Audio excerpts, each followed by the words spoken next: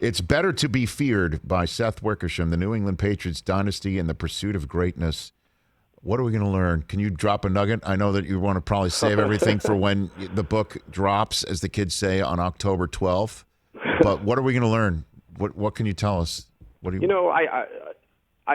I won't get into details yet, but I do think that one of the interesting things is that I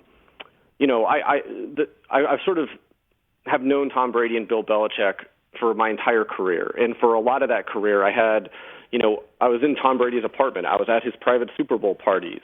I was getting on the phone with Belichick to talk about things late at night, after he had finished his workday, and it was an interesting journalism lesson to never throw away a notebook, because I was able to tap into a lot of that stuff from, the early part of the dynasty and combine it with, reporting based on those teams, based on the subsequent 10 years when they didn't win the championship, when they, were just close and were kind of plateaued at that highest plateau. And then the second half of it where they won 3 more, and then it finally kind of disintegrated. And, I do my very best to bring you, inside those guys' personalities, inside how decisions were made, what it was like to work in that building, and, how their greatness was achieved and what some of the costs of that greatness were.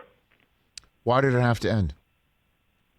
Well, I think Tom wanted out, and I think that Coach Belichick had determined that he was okay with Tom moving on. I think that, at the end of the day, look, if the Patriots had signed Tom Brady to a 5-year contract like he wanted after they beat the Falcons, after they had 5 Super Bowls, so much of the subsequent drama might have been averted. But instead, you had Belichick who wanted to hang on to Garoppolo and see how that played out.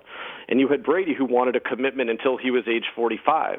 And the Patriots were just never really willing to give him that commitment. And I think that these are all incredibly obsessive, competitive people. And, by the end, I think they had all just had enough of each other. Do you get into the Garoppolo stuff in your book? You got that? Oh, yeah. Oh, yeah. So, because, the word is that Tom's like, get him out of here, and Bill didn't really want to and had to, and that's how Jimmy G winds up as a Niner for just a second-round pick.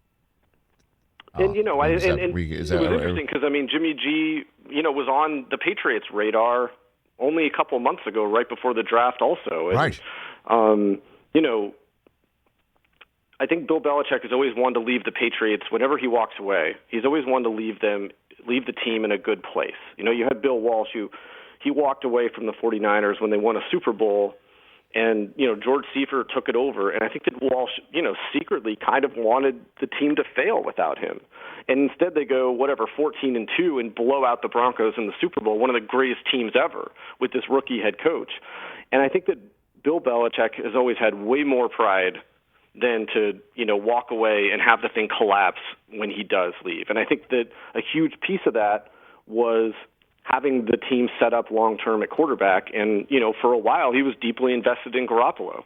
Hey, you watched all the way to the end. Thanks for that. Watch more right here.